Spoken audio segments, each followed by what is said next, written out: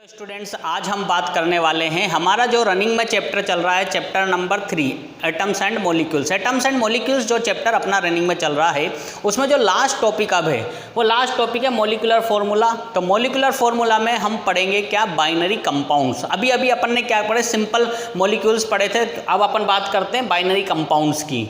Binary compounds क्या होते हैं इस पे अपन डिस्कस कर लेते हैं। Most of the simple compounds are made of two elements. जितने भी सिंपल कंपाउंड्स होते हैं वो क्या करते हैं, दो प्रकार के या टू टाइप्स के एलिमेंट्स से मिलकर बनते हैं। टू एलिमेंट्स मिलेंगे तब जाके एक क्या होगा, बाइनरी कंपाउंड बनेगा। Such compounds are called binary compounds. ऐसे कंपाउंड्स जो क्या करते हैं, टू एलिमेंट्स से मिलके क्या करते हैं, मैन्युफैक्चर होते हैं, प्रोड्यूस्ड होते हैं, उनको अपन क्या कहते हैं, बाइनरी कंपाउंड्स कहते हैं। तो बाइनरी कंपाउंड्स आपको बात समझ में आ गई होगी। बाइनरी कंपाउंड्स ऐसे कंपाउंड्स होते हैं जो टू एलिमेंट्स से मिलके बनते हैं। अब बाइनरी कंपाउंड से रिलेटेड ही हमारा क्या है, मॉलिक्यूलर फार्मूला। अब मॉलिक्यूलर फार्मूला जो बेस्ड होता है वो होता है आयन चेंज पे। अब आयन चेंज पे कैसे डिपेंड करता है इसको आप एक एग्जांपल से समझिए। मैं यहाँ पे बात कर लेता हूँ किसकी, सोडियम सल्फेट की। तो सोडियम आपका होता है, सोडियम को हम रिप्रेजेंट करते हैं Na से, ठीक है, और आपका सल्फेट हो जाएगा SO4। ये आपके क्या हो गए, सोडियम हो गया और ये सल्फेट हो गया। अब आपको करना क्या है, आपको मॉलिक्यूलर फार्मूला बनाना है। मॉलिक्यूलर फार्मूला बनाना है किसका, सोडियम सल्फेट का। तो सोडियम सल्फेट का मॉलिक्यूलर फार्मूला बनाने के लिए हम सबसे पहले ये देखेंगे कि इनके ऊपर कौन सा आयन है। मैंने आपको बताया ये पॉजिटिव आयन होता है इस पे और प्लस का 1 होता है Na पे, और प्लस के 1 को हम क्या करते हैं, 1 को नहीं लगते, केवल एक प्लस लगा देते हैं। उसके बाद जो अपना सल्फेट है वो है नेगेटिव आयन। नेगेटिव आयन है तो इस पर कौन सा चार्ज रहता है, -2। अब आयन चेंज में जब भी आप क्या करेंगे, मॉलिक्यूलर फार्मूला बनाएंगे, तो मॉलिक्यूलर फार्मूला बनाने के लिए आप आपस में क्या करेंगे, इसका जो आयन है उसको एक्सचेंज कर देंगे इस पे, और इसका जो आयन है इसको कर देंगे एक्सचेंज इस पे। मतलब इसकी वैलेंसी जो Na की वैलेंसी है वो SO4 पे आ जाएगी और SO4 की वैलेंसी आ जाएगी किस पे, Na पे। देखना एक बार आप, अपन इनको क्या करते हैं, क्रॉस कराते हैं इस तरीके से। तो अब आपने यहाँ पे क्या लिखा, Na।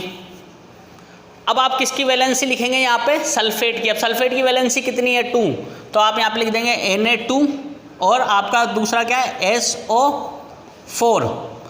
अब SO4 जो है इस पर आप क्या करेंगे, किसकी वैलेंसी लगाएंगे, सोडियम की। और सोडियम की वैलेंसी कितनी है, 1, तो 1 को लिखने की यहाँ पे ज़रूरत नहीं। तो आपका फॉर्मूला क्या हो गया, Na2SO4। तो Na2SO4 क्या बन गया आपका, सोडियम सल्फेट। क्या बना आपका, सोडियम सल्फेट। अब हम इस पर नेक्स्ट एग्जांपल डिस्कस करते हैं।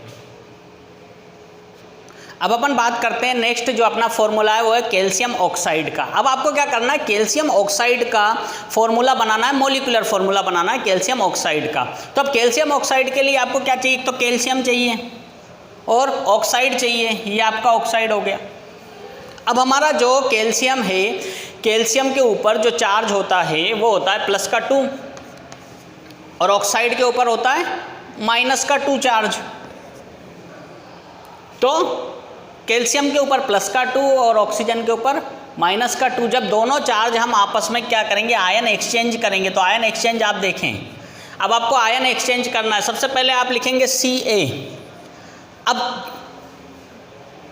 वैलेंसी कितनी, 2, आयन कितना, 2, तो आप यहाँ पे लिख देंगे 2। फिर ऑक्सीजन पे लिखेंगे O और फिर 2। लेकिन दोनों की जो वैलेंसी है वो सेम है, तो सेम है तो ये क्या कर देगी, एक दूसरे को कैंसिल कर देगी, और कैंसिल करने के बाद आप क्या लिखोगे, CaO। तो ये बन जाएगा आपका कैल्शियम ऑक्साइड।